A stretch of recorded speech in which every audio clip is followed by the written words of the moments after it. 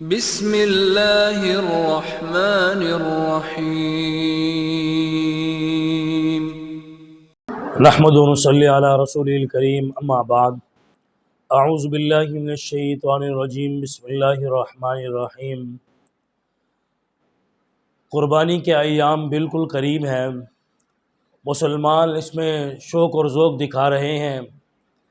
اپنی وسعت سے بڑھ کر لوگ اس میں قربانی کرتے ہیں اور پیسہ خرچ کرتے ہیں، اپنا پیٹ کاٹ کر سنت ابراہیمی کو زندہ کرتے ہیں اور اللہ کے راستے میں خون بہاتے ہیں۔ اور اللہ کے نبی نے بھی ارشاد فرمایا، ان دنوں میں خون بہانے سے بڑھ کر کوئی عمل نہیں ہے۔ کوئی آدمی چھوٹا سا بکرا ذبح کرے اور کوئی آدمی کروڑوں روپے ویسے خرچ کر دے، سخاوت کے طور پر لوگوں میں بانٹ دے، یہ ذبح کرنے والا، یہ چھوٹا سا ذبح کرنے والا، چھوٹا سا بکرا ذبح کرنے والا اس کروڑوں خرچ کرنے والے سے یہ افضل ہے، کیونکہ اللہ کے نبی نے فرمایا خون بہانے سے بڑھ کر ان دنوں میں کوئی عمل نہیں ہے۔ تو ماشاءاللہ لوگ قربانیاں کر رہے ہیں، تو ہمیں چاہیے قربانی کرتے وقت جن آداب کا خیال کرنا ضروری ہے، ذبح کرتے وقت جن امور کا خیال کرنا ضروری ہے، اور ان کو ہم ذہن میں رکھیں، ان کو جو ہے اس وقت جو ہے ذبح کرتے وقت وہ ہمارے سامنے ہونے چاہیے۔ تو چند امور ایسے ہیں، چند آداب ہیں جو ذبح کے وقت جو ہے ہمارے سامنے ہونے چاہیے، بوقت ذبح ہم ان کا خیال کریں۔ نمبر 1، جانور کو مذبح کی طرف یعنی ذبح گاہ کی طرف جب لے جائیں تو نرمی سے لے جائیں، اس کو کھینچے نہیں، اور اسی طرح جو ہے کھینچ تان نہ کریں اور اس پر سختی نہ کریں، اس کو مارے نہیں۔ اور نمبر 2، جانور کو کھلا پلا کر ذبح کرنا، ذبح کرنے سے پہلے اس کو اچھی طرح کھلا دینا، اس کو پلا دینا، پیٹ بھرا ہوا ہو تب اس کو ذبح کرنا۔ اور نمبر 3، ذبح کرتے وقت قبلہ کی طرف منہ کرنا، جانور کو جب ذبح کیا جا رہا ہو اس کو کوشش کی جائے منہ قبلہ کی طرف کیا جائے۔